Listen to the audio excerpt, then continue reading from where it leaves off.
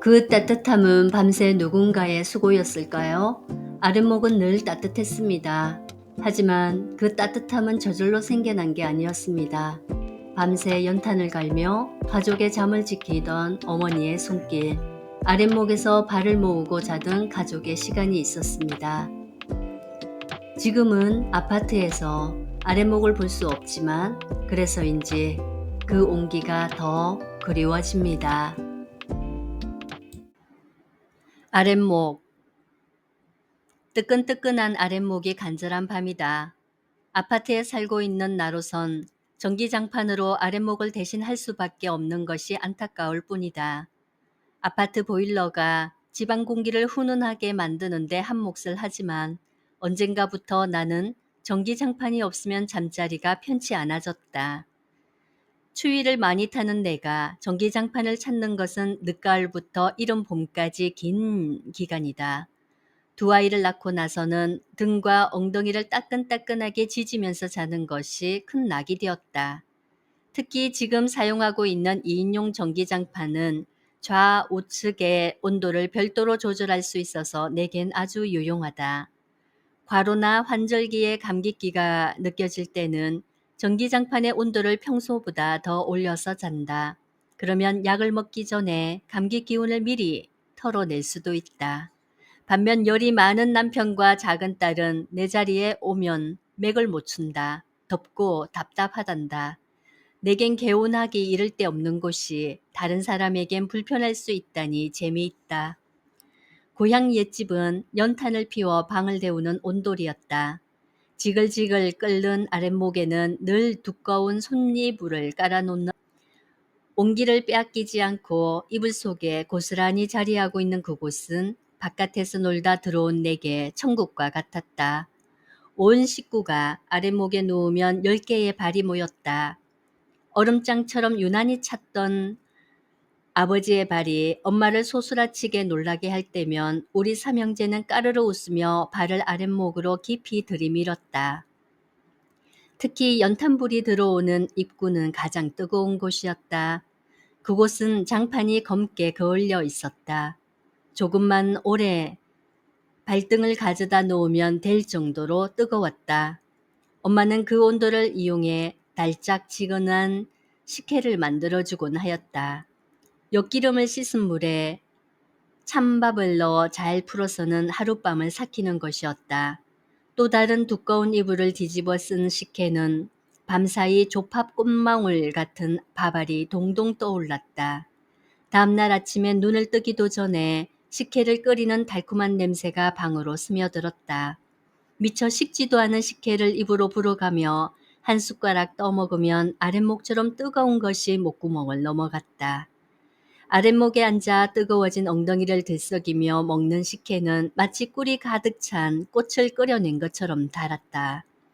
지금은 전기보온밥솥이 식혜 삭히는 일을 대신하는데 아랫목이 우리에게 주는 따뜻하고 달큰한 정서 같은 건 기대할 수 없다. 나를 닮아서 식혜를 좋아하는 딸들 덕에 종종 만들어 먹곤 하지만 아랫목 없이 먹는 맛은 그 감동이 따르지 못한다. 아랫목에 발을 두고 두꺼운 이불을 덮고 자다 보면 동생들은 이불을 차버리기 일쑤였다. 비록 아랫목은 지글지글 끓었지만 윗목은 냉랭했다. 방 안 공기도 윗공기와 아랫공기가 확연히 달랐다. 조금이라도 윗목 쪽으로 올라와 눕게 되면 어깨가 시렸고 코끝에 닿는 공기도 금방 서늘해졌다. 이불이라도 차내고 자게 되면 감기에 걸리기 십상이었다.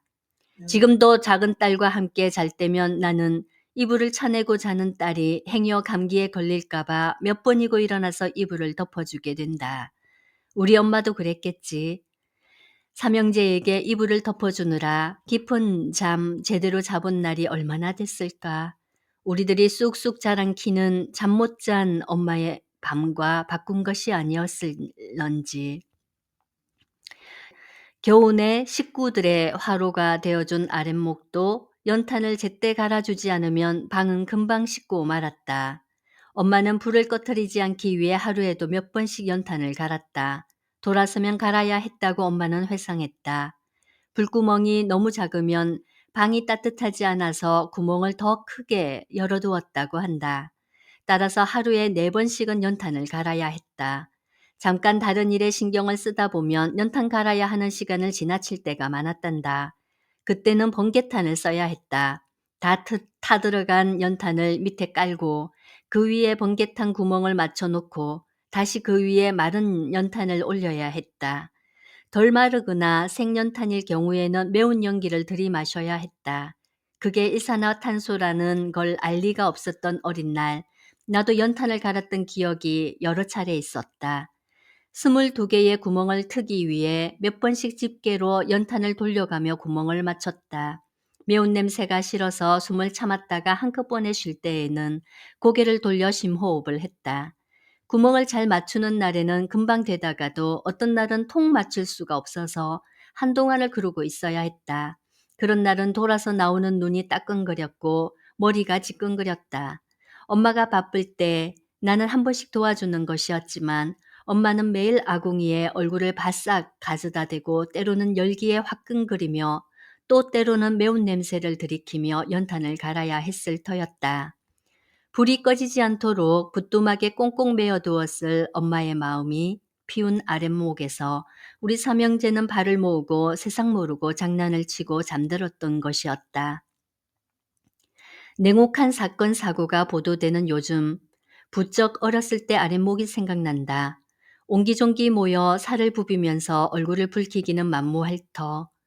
겨울날 연탄을 쌓아 올리며 흐뭇해했을 아버지와 새벽에 일어나 연탄불을 살피던 엄마의 정성으로 온 가족이 한데 모인 저녁.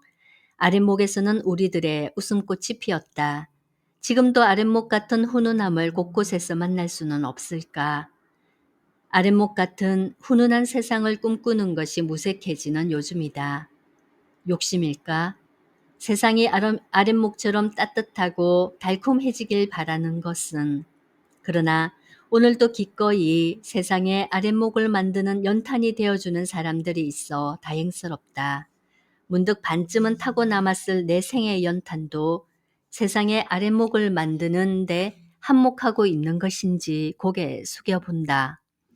전기장판에 배 깔고 책 읽는 것이 갑자기 호사로 느껴져서 온도를 낮추니 옛집 아랫목이 더욱 그립다.